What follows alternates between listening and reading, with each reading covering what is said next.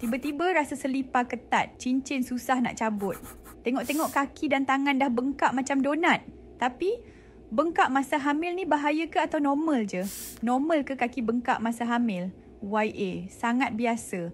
Lebih 75% ibu hamil akan alami mild swelling, edema.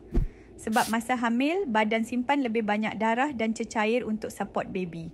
Tambahan pula, rahim yang makin besar tekan salur darah, terutama di kaki, cecair terkumpul, jadi bengkak. Bila bengkak jadi tanda bahaya, perlu alert jika tanda bahaya jika kaki bengkak sebelah saja, ni mungkin blood clot, DVT. Bengkak mendadak pada muka, ni tanda awal preeklamsia. Disertai sakit kepala, kabur mata, ni tekanan darah tinggi, bahaya. Jika bengkak pelas merah, panas, sakit, ni tanda jangkitan atau radang salur darah. Tips redakan kaki bengkak. Masa hamil, elakkan berdiri terlalu lama. Naikkan kaki masa rehat, letak atas bantal. Minum air secukupnya, lawan anggapan minum banyak buat makin bengkak. Elakkan garam berlebihan dan makanan proses. Urut lembut dan pakai stokin khas jika perlu.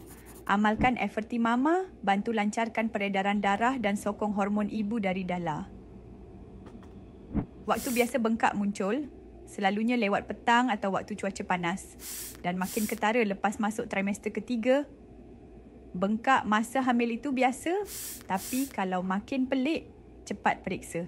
Jangan biar badan bagi signal, tapi kita buat tak tahu. Komen, saya tengah alami, kalau anda pun kaki makin bengkak. Dan jangan lupa follow untuk info kehamilan yang santai, real dan bantu ibu rasa yakin dengan badan sendiri.